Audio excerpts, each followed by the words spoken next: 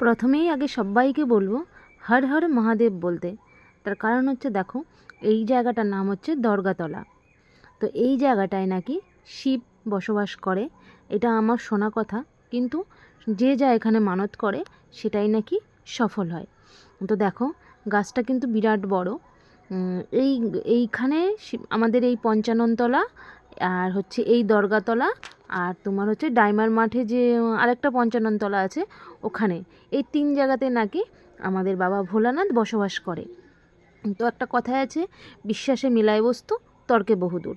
হ্যাঁ, আমি বিশ্বাস করি যে এখানে আছে স্বয়ং ভোলানাথ এখানে বসবাস করে। তো যারা যারা এখনও এই জায়গাটাতে আসোনি, তো আমাদের কাছে পিঠে যারা আছো অবশ্যই এখানে এসো, মনের যেটা ইচ্ছা আছে সেটা বলো।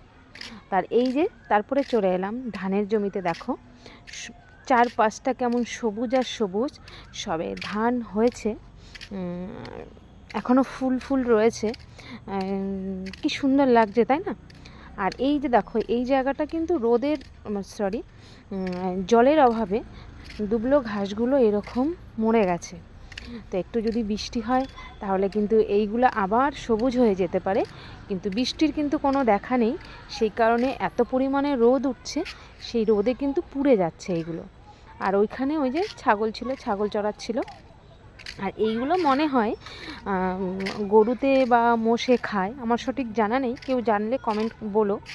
আর দেখো ওই যে একটা খেজুর গাছ, ছোটোবেলায় কে কী করেছো জানি না, কিন্তু আমরা করেছি। ওই দেখো খেজুর, যখন খেজুরটা পাকতো না, ঘুমের থেকে উঠেই চোখ ডলতে ডলতে গাছতলা চলে যেতাম ছোট একটা প্যাকেট নিয়ে এই খেজুরগুলো কুড়ানোর জন্য, তাই না?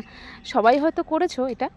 এই খেজুরগুলো নিয়ে আসতাম, নিয়ে এসে বাড়িতে এনে আমরা বেশ পরিষ্কার করে ধুয়ে টুয়ে তারপরে কিন্তু খেতাম। খেতে বেশ ভালোই লাগতো। এখনও হয়তো যদি কোনো খেজুর গাছ সামনে থাকে, সেই গাছের পাশ দিয়ে হেঁটে গেলে মনে হয় দুটো তুলে নিই, তাই না বলো? সে যাই হোক, সেই দিনগুলো আর আসবে না। আর এই দিকে দেখো, এই যে শুধু সবুজ আর সবুজ। আমার কিন্তু খুব ভালো লাগে, গ্রামের পরিবেশটা একদম অন্যরকম। তো যারা গ্রামে থাকো শুধু তারাই বুঝতে পারবে পরিবেশটা।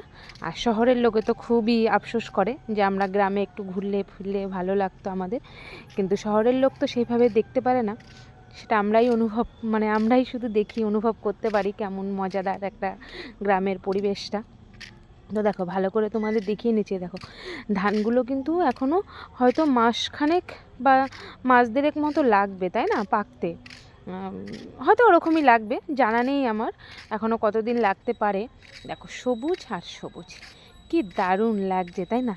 যারা যারা গ্রামের পরিবেশটা পছন্দ করো অবশ্যই কমেন্ট করো। আর এই যে এখন যে ভিউটা কার কেমন লাগছে বলো?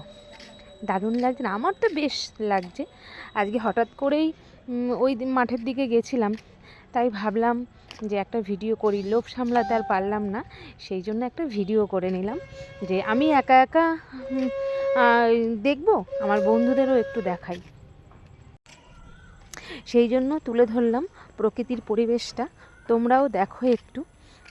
তো যাই হোক, আর যেটা বলবো, এই জায়গাটা বিক্রি হবে আমাদেরই। তো যদি কারোর প্রয়োজন হয় আমাকে ইনবক্স করো, আমার সাথে কথা বলো, এই জায়গাটা আমাদের বিক্রি করবে। তো আজকের ব্লগটা এ পর্যন্তই। সবাই ভালো থেকো, সুস্থ থেকো, টাটা বাই।